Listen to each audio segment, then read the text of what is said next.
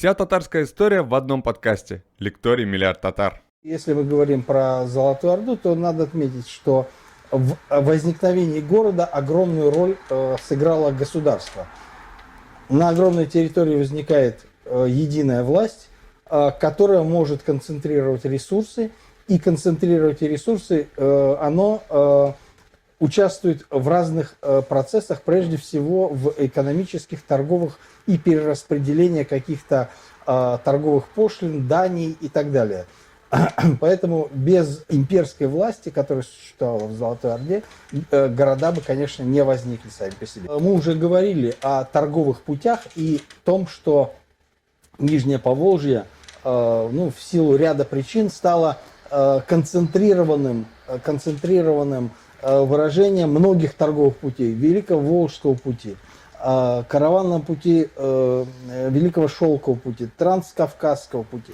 И все это концентрировалось здесь. Именно здесь и формируется городская инфраструктура. Существование торговых караванных путей и путей, по которым двигались гонцы, информация, это все способствовало. Должны быть пункты, которые являются такими узловыми точками в распространении караванной торговли и этой информации. Вот это ими становится город. То, что была единая монетная система, которая функционировала практически с начала XIV века и вплоть до начала XVI века по единой денежно-весовой норме, что также способствовало развитию торговли и внутреннему производству. Мы уже говорили, что структура городской застройки, она очень рациональна, и фактически современные поволжские города, например, расположены в местах, где до этого были золотоордынские города. Саратов – это Укек, Царицын, Волгоград – это Сарай-Аль-Джадид, царевское городище, Астрахань, Хаджи-Тархан, Казань. Тут, понятно, так что наследие вот этой структуры, оно сохраняется и оно передается через многие века. Именно поэтому, что были какие-то рациональные в основе возникновения и функционирования этих самых городов. Первым городом, который был построен уже непосредственно монголами, непосредственно как столица, был Сарай Аль-Махруса, то есть богохранимый сарай на берегу Ахтубы. До этого это был русло, собственно, Волги.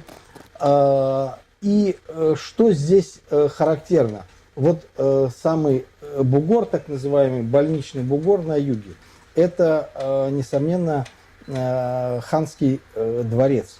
И по монгольской традиции южнее от него нет никаких построек. То есть по монгольской традиции ханский дворец самый южный, самый престижный, а дальше все эти постройки как бы веером. Вот это вот самая престижная застройка. Здесь выявлены усадьбы, скорее всего, какой-то аристократии, и дальше уже идут кварталы знати. Вот эта вот часть, это было значительное водохранилище, которое собирало стоковые и паводковые воды, и потом по системе водоснабжения, коммуникаций шло в город, где было значительное количество бань. Это на полпути между Волгоградом и Астраханью.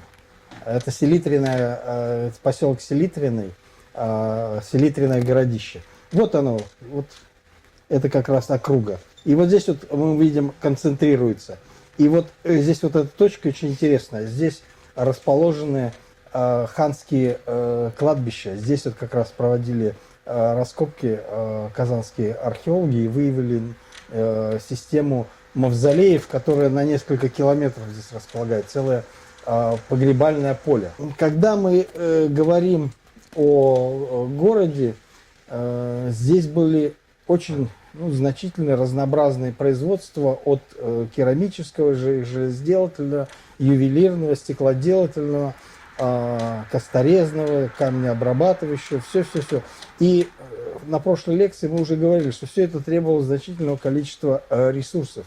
И эти ресурсы в этот город регулярно поставлялись. Вопрос о том, какая численность населения этого самого города. Надо отметить, что у нас есть некоторые сведения восточных источников, которые говорят, что они не совсем точные, но, очевидно, какую-то истину содержат. Говорится о том, что население города Сарая было около 75 тысяч человек.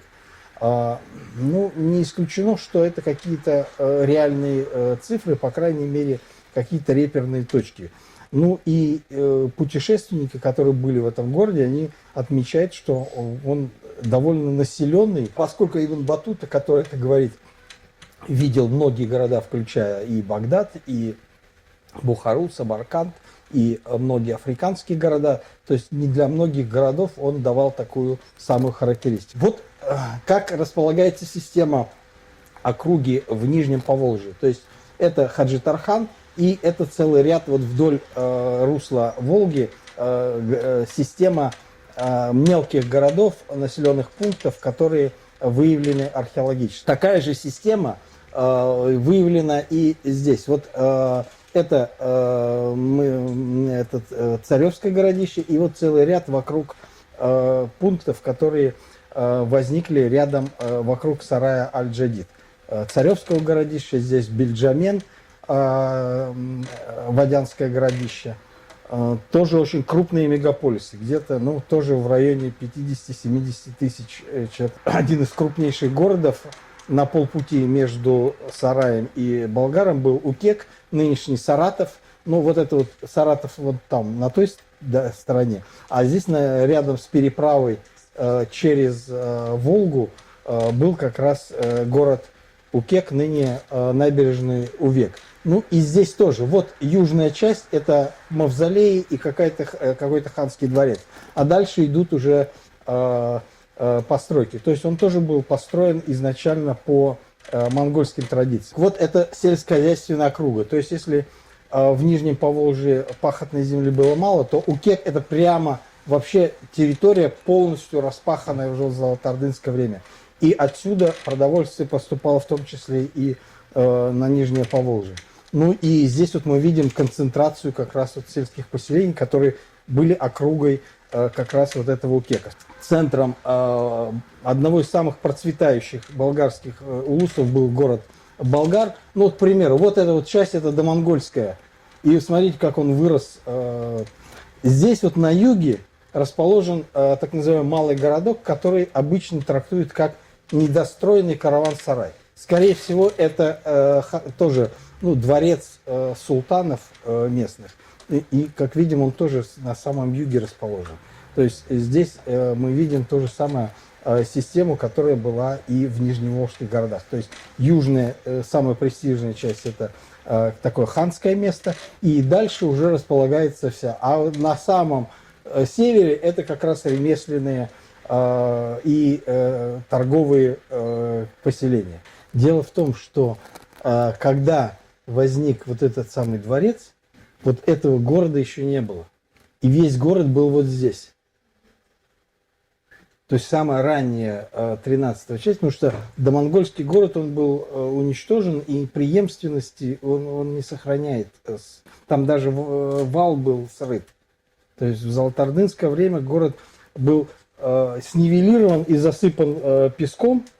То есть просто старый город был сожжен, уничтожен, и там население, может, ушло, может быть, его выселили, но неважно. И возникает вот этот вот самый памятник. А весь город был здесь, он был торгово-ремесленный. А ханская ставка была вот здесь. Но после того, как начались, здесь возникает джами-мечеть, возникают, какие-то ханские или просто аристократические мавзолеи, то понятно, что дворец не мог быть здесь. И он переносится сюда. Скорее всего, как вместе с этими стенами во второй половине XIV века, возможно, связано или с Булат Тимуром, или с его наследниками, потому что о том, что здесь правили ханы, нам известно по целому ряду источников. То есть не какие там князья правили. Князья это были представители, ну, клановой аристократии. А все равно был какой-то, ну, по русским источникам всегда присутствовал какой-то царевич. Вот, это вот хан. Скорее всего, эта вот монументальная постройка и стены, этот дворец, это были задуманы как вот это самое, ну, возрождение какого-то ханского города. Но уже к этому времени, ну, целый ряд обстоятельств сложился против, и, ну, скорее всего, это строительство или прекратилось, или было достроено, а потом заброшено. Ну и как уже дальше весь город. То есть до этого были исследованы в 50-е годы, вот как раз до затопления, ну, с 40-х годов там велись исследования, но особенно интенсивные. Но и здесь вот как раз были выявлены, в том числе, например, считается, что какая-то русская часть, Слобода там и так далее. То есть это вот как раз укладывается в, ну, структуру монгольского города. И это вот элементы культуры, которые несопоставимы вот с теми реконструкциями типа Тимбукту, которые, значит, нам предполагают режиссеры и пытаются, значит, убедить, что города были такие бесцветные, серые и песчаные, и не содержали никакой культуры. Ну, это вот элементы культуры, включая вот этого замечательного дракончика, который является элементом имперской культуры, которая формировалась в начале XIII века и транслировалась по всей империи как признак принадлежности к высшей аристократии. Вывод такой, что если мы пересчитаем вот эту всю сельскую округу и население вот этих городов, то у нас выйдет, что оседлого населения в Золотой Орды было около 3-5 миллионов. В то время как кочевое население всей этой степи никогда не превышало более 1 миллиона. То есть, иными словами, когда мы встаем перед дилеммой, что же это было за государство, кочевое или оседлое, то у нас, значит, перед глазами должен быть такой вывод, что это, конечно, оседлое государство. Оно находилось, основная часть его в степи, но это не кочевое государство. Это обычная средневековая империя, центр которой располагался в степной территории. Ну, потому что по степи легче было двигаться караваном, и именно здесь основные торговые пути двигались. Надо опять вернуться к тому, что, конечно, наличие большого количества городов способствовало уже внутренним информационным, торговым, экономическим связям, которые скрепляли это государство, создавали внутреннее напряжение, производили определенное, ну, движение товаров. И вот именно это, а не только сама ханская власть, являлась главным элементом того, почему это государство сохранялось и так долго продолжала сохранять вот эту инерцию к единству и сохранению территориальной целостности. Потому что она была завязана не только на политической власти, но и на экономических интересах разных регионов, которые получали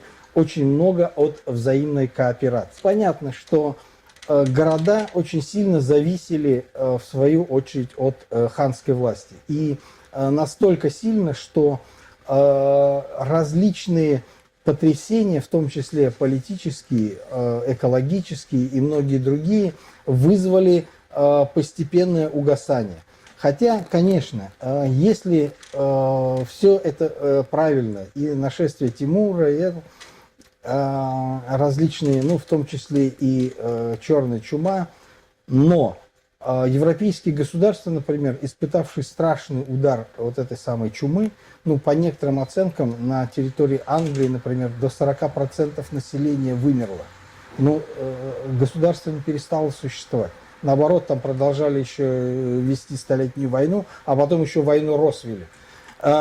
Здесь дело в другом.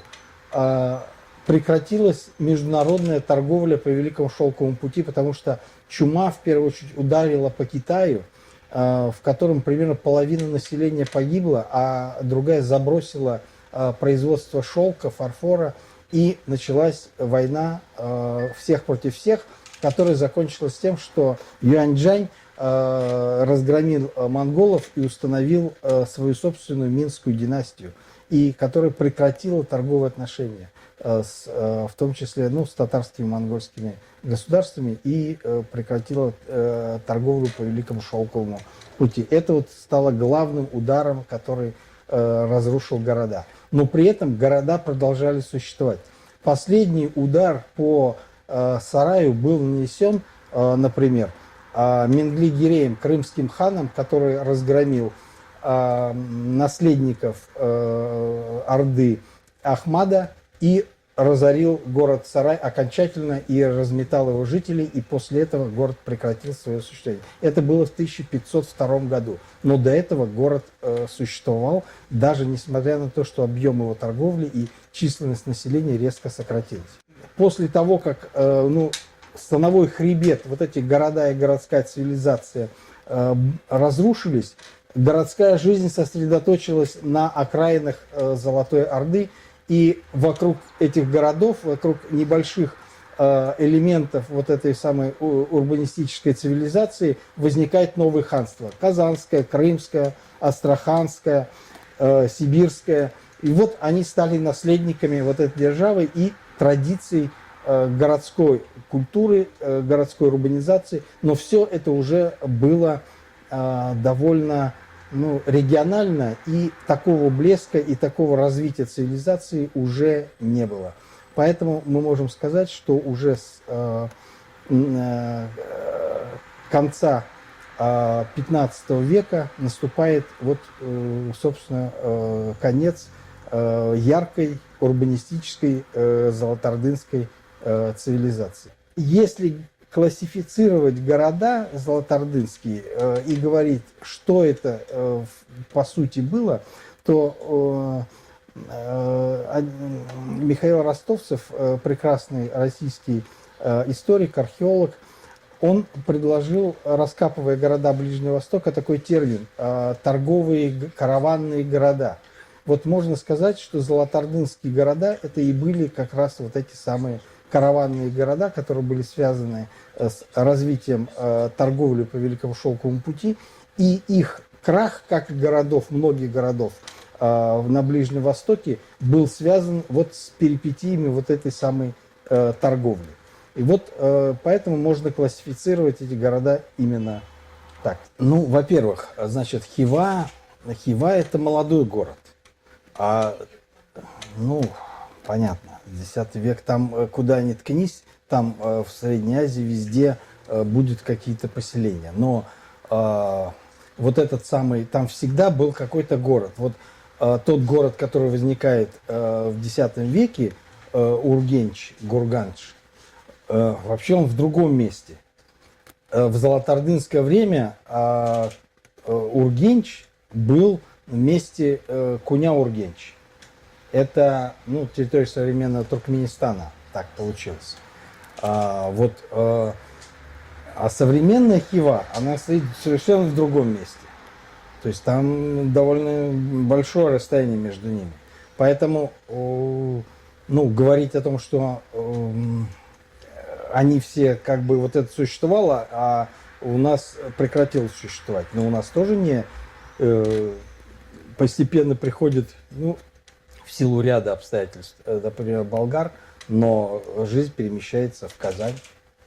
Так что тут как раз преемственность и примерно на столько же километров, что и Куня-Ургенч, современная Хива. Хива-то она процветала, поскольку стала центром ханства, прежде всего кочевых узбеков, которые создали выходцы из Золотой Орды в эпоху, когда Золотая Орда пришла в упадок, то есть Абул-Хайр-хан со своими, воинами изгнал тимуридов, захватил Среднюю Азию, и там в процессе дробления уже образовались, Бухарское ханство, Хивинское, Каканское, и так далее. Произошло провал центра, потому что вот этой международной торговли уже не было. И Хива была Ну, там через нет ворота в Восточную Европу, там небольшая торговля шла, но довольно небольшая. То есть процветания не было. А Бухара, она была на пути между перевалами Тянь-Шаня, Памира и дальше на Мерв, и дальше в города Герат, ну и там уже на Ближний Восток. Да, она Бухара более, ну, в Харда, более таком благоприятном месте. Ну и потом у нее была больше округа. Они сами производили шелк, ну и круглый год, можно сказать, лето. Большая сельскохозяйственная округа. Все это способствовало тому, что, конечно, городская цивилизация, городская культура более непрерывная и более устойчивая, чем здесь. Но и у нас тоже, еще раз говорю, это очень своеобразная городская цивилизация, городская культура. Ну, я уже говорил на прошлой лекции, что это как мы привыкли эволюционно, что движение идет однонаправленно и вверх. А в то время как движение, оно может и как-то и нисходящие потоки, потом опять. Ну, вот эти города Золотой Орды, о которых мы говорим, в Российской империи только к XIX веку уровень урбанизации был достигнут тот, что был в Золотой Орде. То есть это, ну и на несколько других основаниях, но тем не менее это тоже очень интересный факт. То есть что урбанизационные процессы здесь, ну, не совсем, они были, ну, на пустом месте, но они требуют более, ну, какой-то больше целостности, сами по себе они не могут возникнуть. Они являются частью какой-то системы. Скорее всего, Анатолия, сельджукская Анатолия. Наибольшее число. Раньше археологи и историки говорили о том, что Средняя Азия, но это просто из-за того, что Среднюю Азию они могли посещать и видеть, а Турцию и Анатолию посещать не могли. Но сейчас все больше исследователей склоняется именно к тому, что значительную часть построек, ну, например, вот Джами мечеть в Болгарии, вот этот так называемый четырехугольник, это прямая аналогия сельджукским памятникам 12-14 веков в Анатолии. Ну, например, есть медресе в Трабзоне, оно тоже имеет вот 4 вот таких вот угловых контрфорса, такие небольшие башенки. Они должны были держать вот эту мощную конструкцию. Потому что когда впервые построили, она стала рушиться, она не выдерживала большую, ну, для того, чтобы, ну, свод, это такой постройка могла осуществлять там, где нет таких снегопадов, открытая, например. А когда только начинает строить кровлю, то она распирает стены. И вот в Трабзоне, видимо, впервые столкнулись с такой проблемой и построили вот такие контрфорсы. Скорее всего, здесь вот у нас она была построена, стала разрушаться, и второй период строительства как раз вот она приобрела вот эти самые контрфорсы.